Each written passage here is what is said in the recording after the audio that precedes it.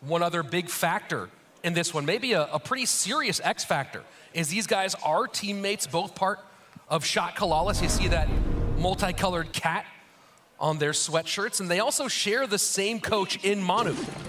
So picking primarily on their own in this one, you have to wonder, does the experience of Ruben picking solo for a long time outweigh the upcoming talent of Pedro?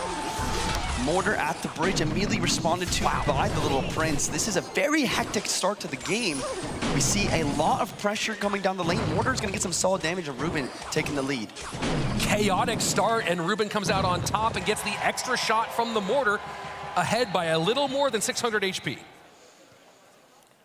2 minutes, 16 seconds left on the clock, 1:14 until the double elixir time. Both players taking a moment here, and we do see another Mortar from Pedro. So nearly a mirror match here, maybe a full-on mirror as we get deeper into this game, and Mortar lock now for Pedro. His turn to get some good damage.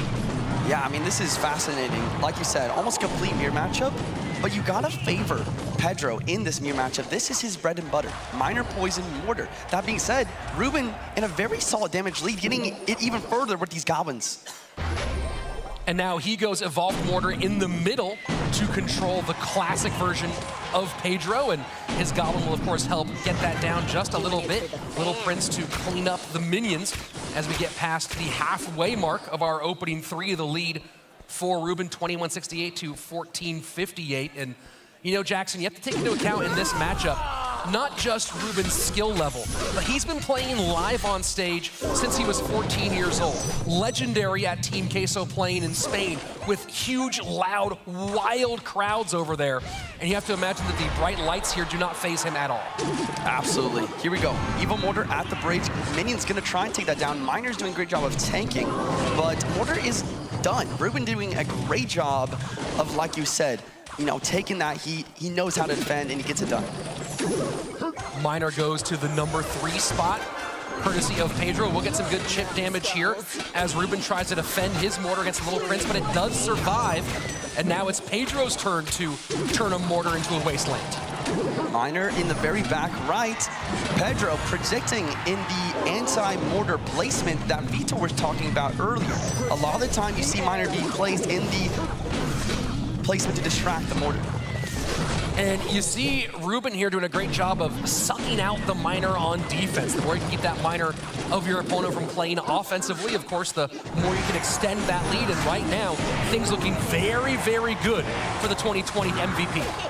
Pedro knows that he can't come back with just Miner chip, which is why we're seeing him use a lot of Mortars in offense. He needs that Mortar connection to win this match, but Ruben is going to keep applying the same pressure on the right-hand side. And you see Ruben kind of just ignoring that Miner fully, and that's quite a lot of damage to take at this stage. His Mortar evolved, not going to turn, but you see Pedro now taking pretty much a full Miner. Little Prince ability, Little Prince dealing quite well from that. Here comes the Miner again. Miner to defend the Miner is not looking great for Pedro, especially with 3-card cycle activated for Ruben here. Little Prince does defend for a moment, and look at that. Guardian does get out to help keep that Mortar up. Log to protect as well, get a little bit of chip damage. And again, Ruben extending his lead. And you see the grimaces from Pedro. I don't feel like we saw this much expression from him during gameplay throughout this year, and now he's definitely showing his emotions on his face. Miner plus minions. Miner to tank the minions here. Minions to defend the Miner, and another Mortar at the bridge. That was a tongue twister. You got through it very nicely, though, Jackson, as the Ice Spirit goes down and the Little Prince comes out to stop the Mortar from connecting. 497 to 1072. Miner of Pedro goes to the back. Miner of Ruben does not connect. Poisons, though, in to extend that lead. This is a little closer, I think, than maybe Ruben had anticipated, but he is almost there for his next poison cycle. Miner in the back. Mortar is locked on tower. Poison drops down, but I think the poison's going to take it in time. And it's a photo finish. Ruben gets it done by 155. Wow. Second year of CRL for Pedro, of course, took a massive jump in skill level between 2022 and 2023. And kind of his coming out party, if you will, was early this year where suddenly someone other than Mohamed Light had 3 accounts in the top 10, and he's continued to play like that throughout this year. Yeah, I mean, ladder's one thing though, but we have duels formatting. We have a lot of differences here. And looks like he's gonna start this game with a Mother Witch versus Skelly's a decent start. And maybe Balloon here from Ruben. Musketeer, an interesting choice as your glass cannon. Roll Recruits at the bridge, Phoenix to prepare. I mean, we see a Roll Recruits Hog Rider coming in here. What a play in the Tombstone's lanes! Wow! Pedro blinks and Ruben runs right on past him. That tower is absolutely shredded. Not long for this world it stands, but oh my word, Ruben comes out with a bang. Pedro trying to counter push. He's got the Skelly King. He's got the ability. He's got a lot on the board. Ruben has 3 elixir. Is that going to be enough to deal with this defense? There goes the ability. Does he have the small spell? He goes for the arrows. But look at this tower. Wow, just a slobber knocker, a slugfest. Shots both direction, and just like that, we are pretty much all tied up, tower down, and Pedro right back in it. This is wild. This is something we are not used to seeing in the Clash Royale League, but we've seen a couple times today. We just see pressure at the bridge. Mother Witch out cycle, I'm going for the recruits. I'm going for the hog. And Pedro doing a great job of staying calm. Like, I don't know if I would have been able to make that play to go in and take that tower. Well, again, you talk about a guy who has been phenomenal, does not get that fireball onto the Musketeer. She will be healthy behind all of this as the Rage works to get that Hog Rider down, but Muskie gonna do triple duty here, working in the bridge fight, on the Skeleton King, and now on the Phoenix. Is gonna take the Phoenix Egg out as well. All in all, pretty even, but Ruben's doing a great job of pressuring with the Fire Spirit to make sure that this Musketeer is forced to be responded to. Do we see a pocket play from Pedro? Probably not yet. It is only at 5 elixir, but that is now open. You see the Tesla maybe there to predict the pocket drop instead. Pedro, RG's up in the back. Ruben gonna do the same thing. He's gonna play his evolution in the back. Next cycle, both of these Evos will be in hand, but you can't help but be a little bit in the driver's seat if you're Ruben here, because those recruits are gonna do a great job of stalling these RGs. This time, Fireball plus Rage gets the Musketeer off the board very easily. Second Tesla down. Pocket now exposed, though, for Ruben in the next exchange, and he gets his Evolved recruits down very quickly. Maybe looking to cycle back to a Tesla in the next couple of cards. Skelly King doing a great job of preventing any sort of counter push. Fireball, last card for Ruben, gonna drop on top of that Mother Witch. And here we go, Musketeer, Tesla might go to the opposite side, spread out the Fireball targets, and the Musketeer still working against this Evolved Royal Giant. Arrows have to come out defensively. Look at that recruit, though, the Evolved recruit all over the King Tower, and suddenly Pedro having to defend on 2 fronts. Wow, tower's down to 1134, because that recruit is just barely out of range of the Princess Tower, getting so much damage. And this makes Fisherman so much harder for Pedro to use. Can't really get it involved offensively. Obviously, not a great offensive target out of all these ones, but he doesn't want to pull that Musketeer. Has to go with these Fireballs because he needs to save that Fisherman to pick up the dangerous, opportunistic hog you might expect from Ruben at some point. I love how Ruben's constantly cycling these Musketeers. It's very difficult for Pedro to deal with them. It always forces out 6 elixir. Can Ruben just defend from this point, or does he need to extend this lead? He has a pretty sizable margin. Yeah, I honestly think that he's good to just keep defending. He's cycling recruits, always getting the Evo version down. And that's the thing about recruits, they kind of play themselves. Not only can you defend with them on the right, but they're always going to apply pressure in the left-hand lane. Fisherman down. Is this an opportunity with some pressure on the left-hand side? No, goes for Fireball on the Mother Witch instead. Final minute, triple elixir. Pedro facing the possibility of dropping down to the lower bracket. Has to make something happen.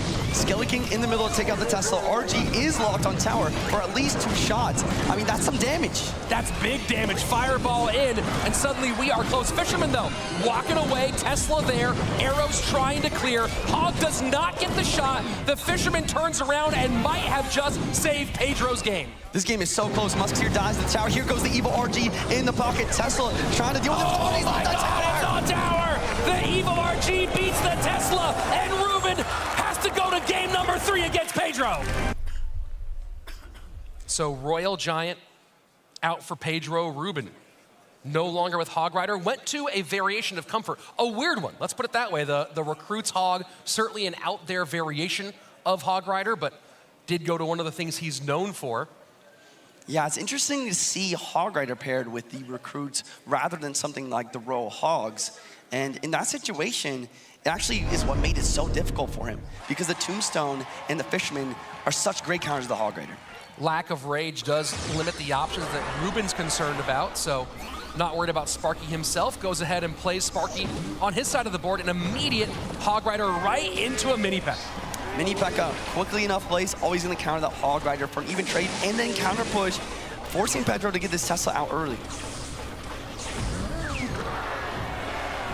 So full-on aggressive early Goblin Giant Sparky push. Rage does get the distraction there onto that Mighty Miner, and it does go down. The Sparky will not get the shot off. And now Ruben has to deal with these archers. Here comes a Hog Rider as well. He does not have mini P.E.K.K.A in cycle. He's forced to go for the Dark Prince. This Hog Rider is at least getting 2 shots here while the archer kind of chips away at that shield. So if you're Ruben here, other than the mini P.E.K.K.A, obviously, how are you preparing for when that Hog Rider out-cycles you? Honestly, I've seen a lot of really, really good Sparky players play. A lot of the time, they'll play the Sparky in back, even when they're not at 4 elixir, or full elixir. So a lot of the time, you'll see just 6 elixir Sparkies in the back to block that lane to make sure the Hog Rider is never able to break through. An early Earthquake cycle for Pedro. And you see right there, as you're talking about, the Sparky being cycled into the weak side lane.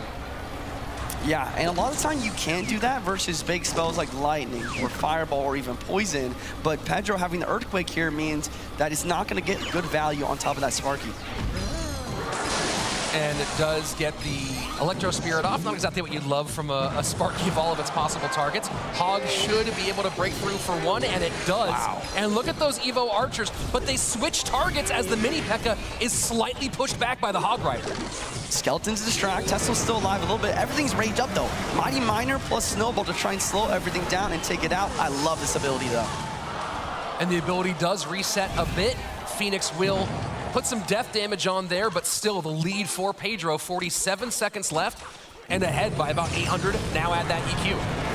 Earthquake getting some nice chip. Another Sparky doing a great job of just blocking his lane like we talked about. But the thing is, Pedro doesn't exactly need to go for more Hog Riders. He's got his damage from the early game. Now he's content to defend quite well these E-Spirits and chip away with Earthquakes throughout the match. And good Skeletons here for the high distraction against that Sparky, but it might shoot on the tower, and it does! The Archer stays too close, and disaster strikes for Pedro. Are you kidding me? The splash radius was absolutely brutal there for Pedro, and Evil Archers are going to kind of stalemate here. No, Evil Archers from Pedro are going to stay alive. Now Pedro's in a situation where he needs to get that damage back, and he cannot make another mistake. And Dark Prince now opens up dual lane pressure for this Goblin Giant Sparky deck, which could also be a huge problem going in. And now Ruben's just piling it on here at the bridge. Yeah, Dark Prince as well. Snowball trying to slow everything down. Sparky does shoot the 1 skeleton. No, the E-Spear gonna reset it, and this defense is solid. Well, Pedro certainly has been capable defensively, and mini P.E.K.K.A not back, so Archers have to defend. Snowball gonna get some good damage here for Pedro, who might get one more, and he does. 6:04 left, and once again, the big swings of this match, Jackson. Game number 1, haymaker after haymaker, and suddenly Pedro has drawn blood. Yeah, that's Snowball once again. It's a mini freeze, somehow slowing everything down enough to get 3 hog shots. It's up to Ruben now to break through before these Earthquake cycles finish him off. And these Evo Archers are a huge problem for Ruben. Dark Prince gets out ahead, Sparky does some of its work, but these Evo Archers staying alive and getting so much value. You see Ruben shaking his head. He knows he can't do anything about them. He has no spell to attack. He has no way to get there. Just raging up a mini P.E.K.K.A, and that's it. GG, well played. Welcome to World Finals, Pedro. Pedro with the reverse sweep.